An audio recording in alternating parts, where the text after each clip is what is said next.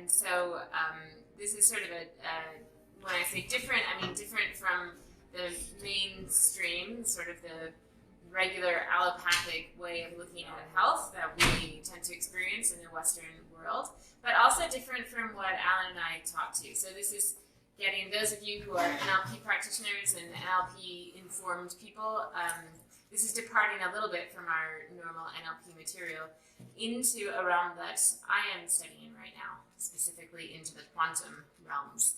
And so given where we are in the world, given what's going on, and health is such an issue, such a concern. And so a topic like this, I think, is just, I feel like the more information we can possibly get our hands on, the more perspectives that we can contemplate and consider is only beneficial to us. And so I understand that, of course, this is, for many people to go outside of science in this way, is not where they live. It's not what they're open to. I would still encourage you, though, to listen. We're going to summarize some pretty big ideas in some really concise and simple ways, and just share a little bit about what we have personally experienced in terms of how we've been able to work both with the mind and with health, and some of the results we get, and perhaps a window into why. While we don't talk about this in NLP terms and in NLP discussions, I actually believe that what we're going to discuss today is why we have such a big impact when we're doing NLP. That when you understand what we're going to talk about today and you understand the impact that we have, I think also when you look at movements, I mentioned it before, the power of 8 movement, the power of intention. When you look at any of that and you wonder, why is it working so well? Why does it have an impact beyond the self? Why is there more than, as Tara said, the allopathic or Western medicine cause and effect? Why do we see these massive transformations in people and this why do we see spontaneous remission? Why do we see groups of people thrive and just do so well? So I think these explanations are really, really helpful, and they're a lens on the world.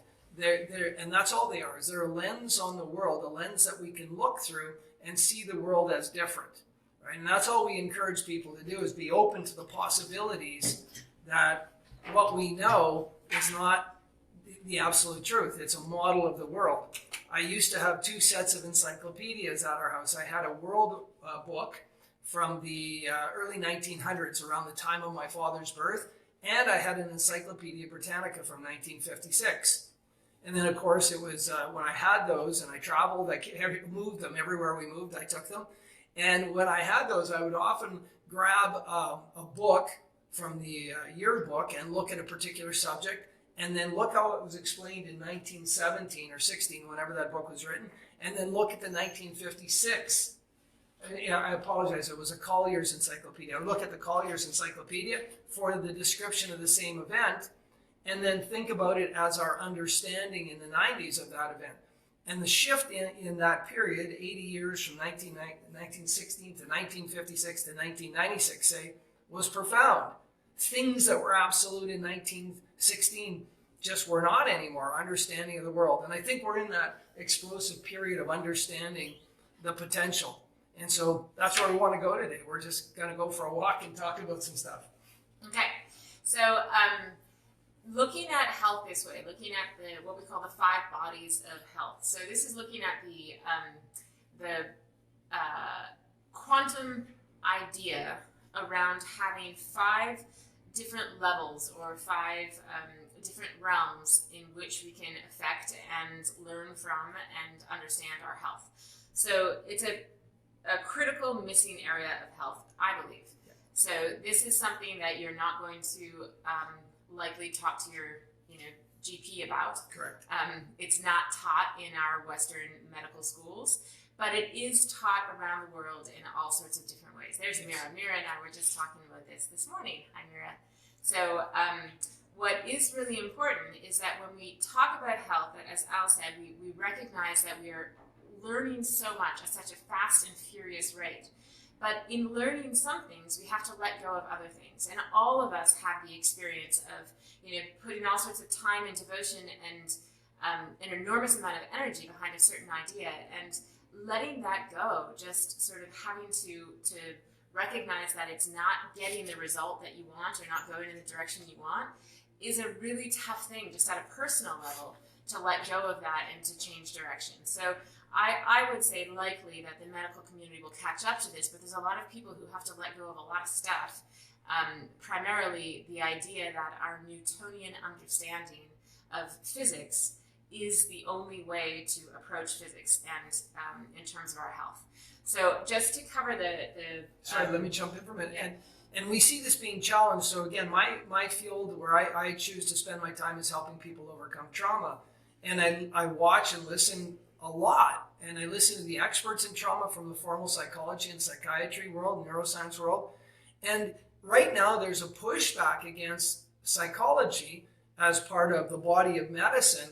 And they're actually looking at, although medicine has moved us forward really radically in terms of cause and effect, in the field of psychology, we have not made great strides. And in fact, the diagnostic model of medicine when applied to psychology has led to this boom in pharmacology, but no real improvement in overall mental health.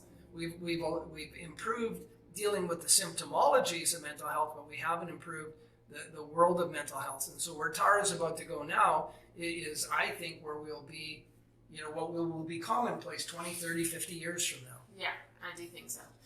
So just as a starting point, for those of you with a background in science, this is pretty rudimentary. For those of you who don't, it may be completely, it's something that I had to relearn entirely from the beginning. So when it comes to Newtonian physics, this is the idea that a piece of matter has to have contact with another piece of matter in order to have an impact.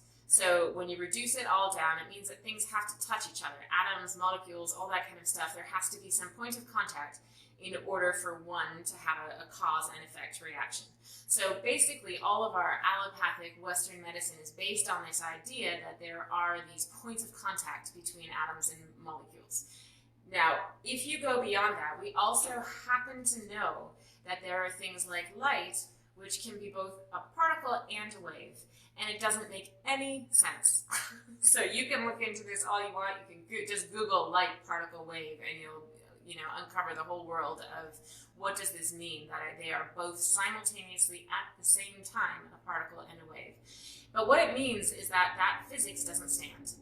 There is too much going on beyond the atom, beyond what we know, that is explainable as soon as you get into quantum physics. Quantum physics is the leap into what is beyond that. So there are relationships that don't require this physical contact, where there can actually be a molecule or an atom over here, and it can have an effect on something over here without there being any physical reason why they're related.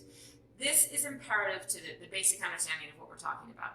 And so there are just endless examples of how this is the only possible way to explain and understand what is happening inside our bodies, outside of our bodies.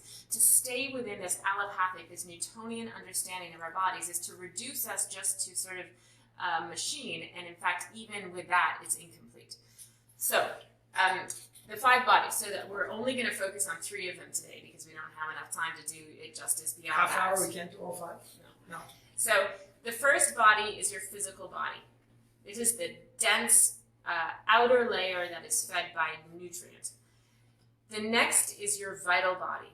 This is your energetic body, which is essentially fed by like your breath and your being, your aliveness. Then there is this third body, which is your mental body. It's your emotional body. This is a thinner layer even. It's more subtle even than the vital body. But it has a tremendous amount of impact on the other layers of our health and our It's body. the thoughts and feelings. And then the supramental is akin to sort of our connection with what is bigger than us, beyond us. So the supramental is like being able to move into the archetypes. So connecting to something that is bigger than your own experience, your own physical experience. And this could be, it's the steps into spirituality.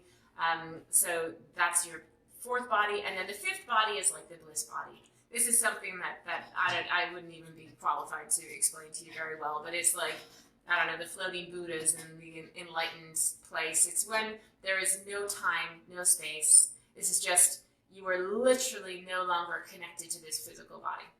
So I think it's probably where the people who go on adventures like ayahuasca get to. Yeah, sure.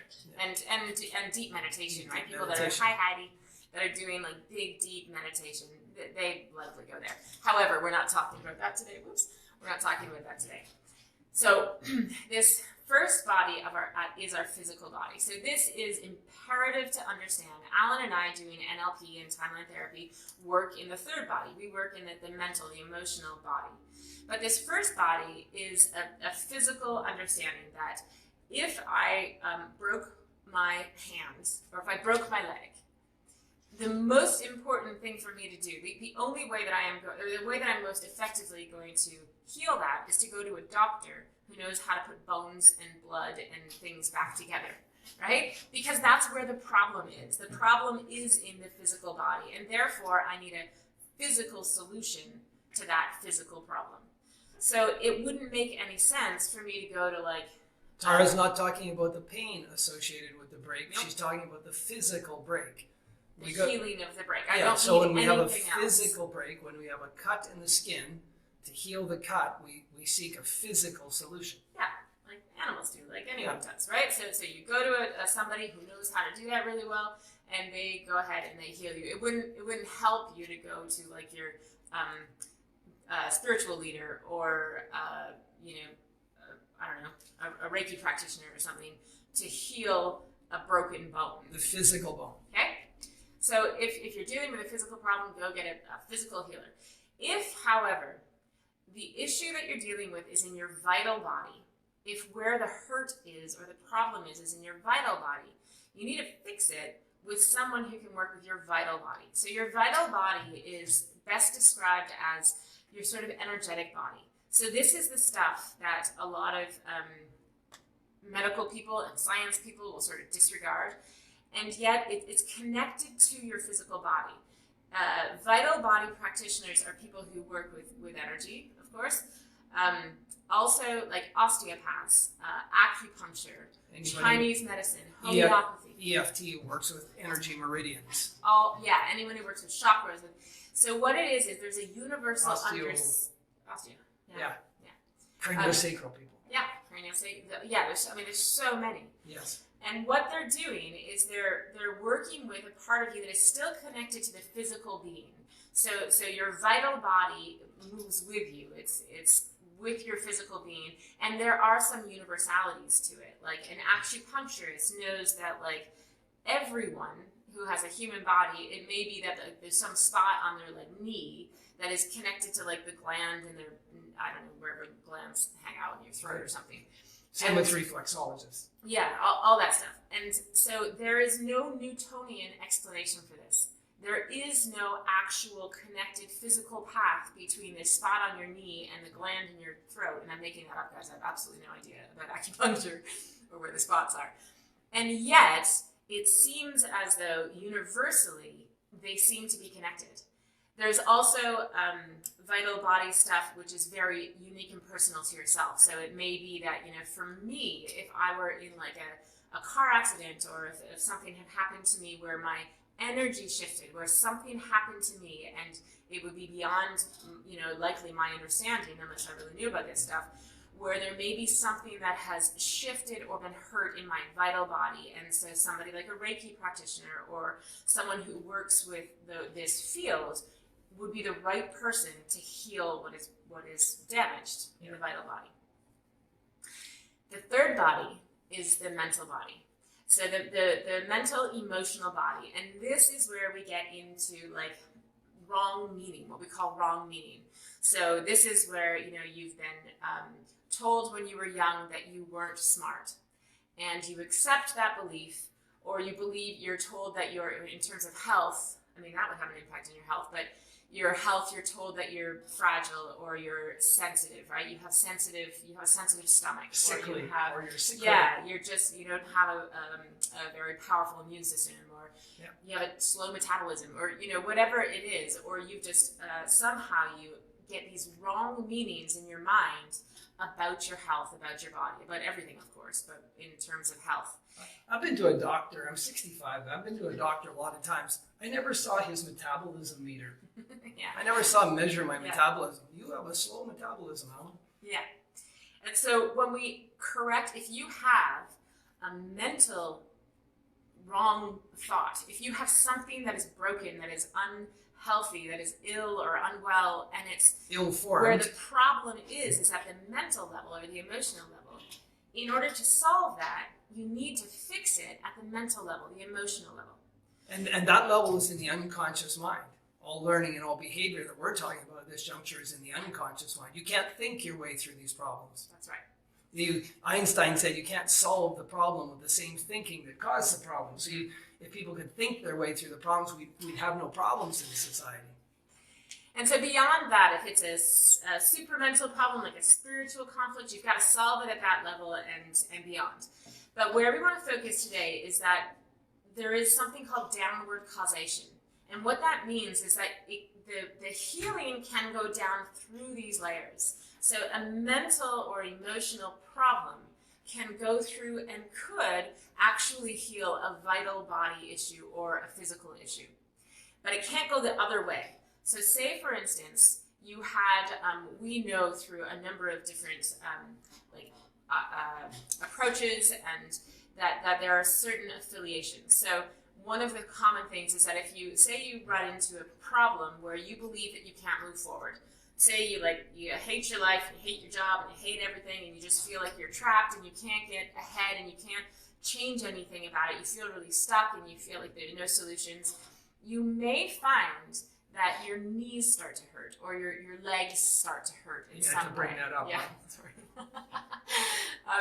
But you may find that this feeling manifests physically, and we know this to be so common to the experience of people who work in this field, is that the knees start to show some sort of indication, and it's the body not being able to move forward, right? It's like this feeling of not being able to create any momentum or to get where you're going, and so it manifests that way. Knees, hip, lower back issues, all mobility issues. So what would happen is that you can't change the problem from the way up. So what you could do is you could go to your doctor, and your doctor will prescribe something, and you can certainly affect change for the pain, for the condition even. It's possible that you would, your doctor would give you something and you'd be able to change the condition of the knee. However, changing the knee, so even if temporarily it gets better, it's not going to go up in through the vital and heal the vital and heal the mental.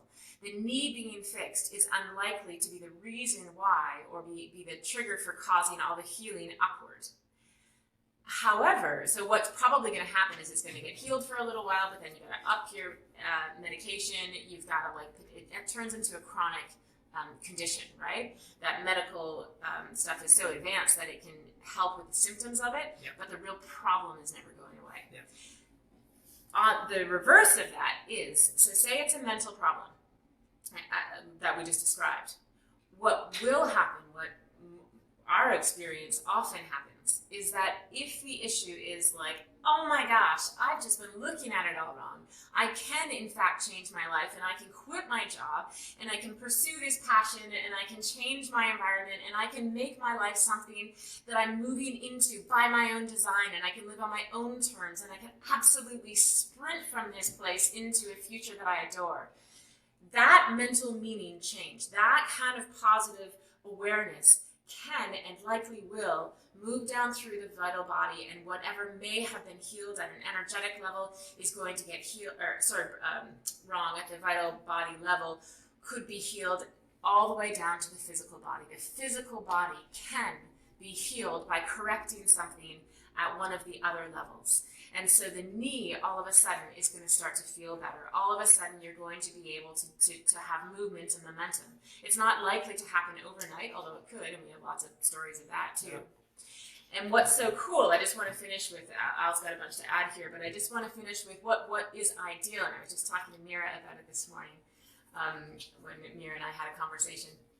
And the best possible thing that I love when I'm working with my clients is that we work with our mental, emotional stuff And at the same time, they go see somebody who can work on that energetic stuff to just free it up and flow it and whatever may be, going on, because that's not where I work. I don't know that stuff. And also to go to a really, really great, naturopath who's going to be able to make sure that they have the nutrients and an anti-inflammatory diet and all that kind of stuff. Because if you do it all at once, it's such a profound shifting experience in a positive way, because you're hitting all of those levels. So if you go into the work of somebody like Joe Dispenza, and Joe Dispenza now has gone in the course of his career to being rigorously researching everything he does and documenting everything he does, taking it beyond the anecdote and putting it into rigorous research. So he's accessing that third level, the thoughts and feeling.